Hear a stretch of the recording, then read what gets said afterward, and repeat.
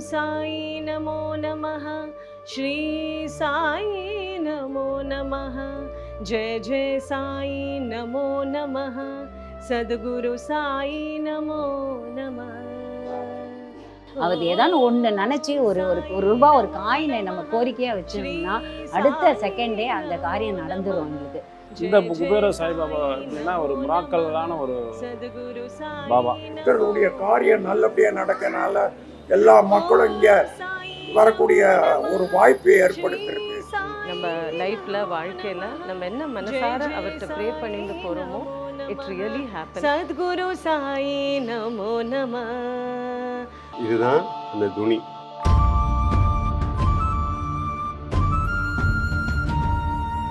நிறைய பேர் சாய்பாபா கோயிலுக்கு வரோம், இதை நம்ம பார்க்கறது இல்லை. இதனுடைய மகத்துவம் நிறைய பேருக்கு தெரியறது இல்லை. சாலி கிராமத்தில் இருக்கிற ஸ்ரீ குபேர சாய்பாபா கோவிலுக்கு நம்ம வந்திருக்கோம். ஹரி அவதார ஷிரடி நாதா, ஜய ஜய ஜய ஹே சாயிநாதா, ஜய ஜய ஜய ஹே சாயிநாதா, துவாரகா மாயி. ரொம்ப பிரசித்தமான கோவில். இந்த ஏரியாவுக்கு எல்லா ஜனங்களுக்கும் நிறைய நிறைய நிறைய மிராக்கல்ஸ் எல்லாம் நிறைய நடந்திருக்கு. இது எல்லாரும் அதுவும் பர்டிகுலர் வியாழக்கிழமை நல்ல கூட்டம். எல்லாரும் ஒவ்வொருத்தரும் அவங்களுடைய மிராக்கல்ஸ் நிறைய சொல்கிறாங்க. சார் என்னுடைய மிராக்கல் 8 இயர்ஸாக நான் எனக்கு 1 2 இல்லை, நிறைய நடந்திருக்கு. அது நிறைய வியாதிகள்லாம் குணமாயிருக்கு. அவர் ஏதாவது ஒன்று நினச்சி ஒரு ரூபா ஒரு காயினை நம்ம கோரிக்கையாக வச்சோம்னா அடுத்த செகண்டே அந்த காரியம் நடந்துடும் எங்களுக்கு. இந்த குபேர சாய்பாபா அப்படின்னா ஒரு மிராக்கலான ஒரு பாபா. நான் வேலை இல்லாத நேரங்களில் இங்கே சில வேலைகளை பெருக்கிறது, துடைக்கிறது, சின்ன சின்ன வேலைகள் செய்து அவர்கிட்ட தேவையான விஷயங்களை நான் பேசுவேன். யாருமே சில நேரத்தில் வியாழக்கிழமை மட்டும் நிறையா கும்பல் வருவாங்க போவாங்க, மற்ற நாட்கள் யாரும் வரமாட்டாங்க. நான் இங்கே வந்தேன்னா அவர்கிட்ட நான் ஃப்ரெண்டாக பேசுகிற ஒரு வழக்கம். ஏதாவது கஷ்டம்னா நான் அவரை ஷேர் பண்ணுவேன். ஆனால் அந்த நான் வீட்டுக்கு போய் ஷேர் பண்ணுறதுக்குள்ளே எனக்கான விஷயம் என்னை தேடி ஆட்டோமேட்டிக்காக வந்துடும். பட் எப்படி வருது ஏது வரும்னு தெரியாது. நம்ம லைஃப்பில் வாழ்க்கையில் நம்ம என்ன மனசார அவர்கிட்ட ப்ரே பண்ணிட்டு போகிறோமோ இட் ரியலி ஹேப்பன்ஸ். ஸோ அது ஒரு பெரிய ஒரு வரம் நமக்கு.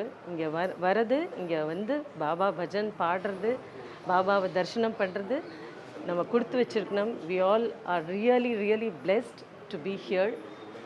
இந்த energy level is something very different.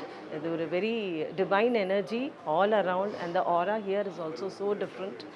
And you can really feel Baba இங்கே அவர் உட்காண்டிருக்கார் இந்த சந்நிதியில். And we can really feel about it. கோயில் 1914 7வது மாதம் கோயில் பாப்பாவே இங்கே உட்கார்ந்துருக்காரு. நாங்கள் ஏற்பாடு பண்ணல, அவரே இடத்தை தேடி இங்கே பாப்பா ஸ்தாபிதம் ஆகிட்டார்.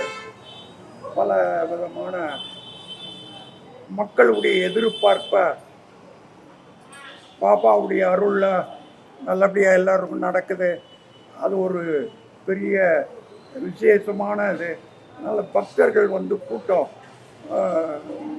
நல்ல பக்தர்களுடைய காரியம் நல்லபடியாக நடக்கனால எல்லா மக்களும் இங்கே வரக்கூடிய ஒரு வாய்ப்பை ஏற்படுத்தியிருக்கு. இதுதான் அந்த துணி. நிறைய பேர் சாய்பாபா கோயிலுக்கு வரோம், இதை நம்ம பார்க்கறது இல்லை. இதனுடைய மகத்துவம் நிறைய பேருக்கு தெரியறது இல்லை. இது நம்ம பாபா உருவாக்கினதுக்கான காரணம் என்னன்னா, இதில் நம்ம மட்டை தேங்காய், ஊதுவத்தி, அப்புறம் இந்த மாதிரியான கட்டைகள் நம்ம நல்லா வேண்டிக்கிட்டு நம்ம உள்ளார வைக்கும்போது நமக்கான நம்மளுடைய அனைத்து பாவங்களும் நீங்கும். அதே சமயத்திலோட நம்மளுடைய கர்மாக்கள் குறையும். இன்னொன்று நம்ம என்ன வேண்டிக்கிட்டு அது உள்ளார இந்த துணி உள்ளார நம்ம வைக்கிறோமோ அது நடக்கும். இதுதான் முக்கியமாக நம்ம பாபா கோயிலில் நம்ம பண்ண வேண்டிய ஒன்று. ஏன்னா பாபா கோயிலுக்கு வரோம், நம்ம பாபாவை பார்த்துட்டு அப்படியே போயிடுறோம். முக்கியமாக 2 விஷயங்கள் நான் சொன்னாது, தியானம் பண்ணுறது, இன்னொன்று இந்த துணியில் நம்ம மட்டை தேங்காய், ஊதுவத்தி, இந்த கட்டைகள் நம்ம வைக்கிறோமோ அந்த அளவுக்கு நம்ம கர்மாக்கள் குறையும். அதே சமயத்தில் நம்ம நினைத்தது நடக்கும். நிறைய நன்மைகள் வந்து இதில் இருக்குது. அதுக்காக தான் உருவாக்கப்பட்டது இந்த துணி. இது வந்து பார்த்திங்கன்னா சாதாரணமாக இல்லை, அங்கேருந்து கொண்டு வருவாங்க. பாபாவுடைய மெயின் கோவில்லேருந்து ஒரு தீப்பொறி மாதிரி கொண்டு வந்து, அக்னி கொண்டு வந்து அதை தான் இங்கே இது பண்ணுவாங்க.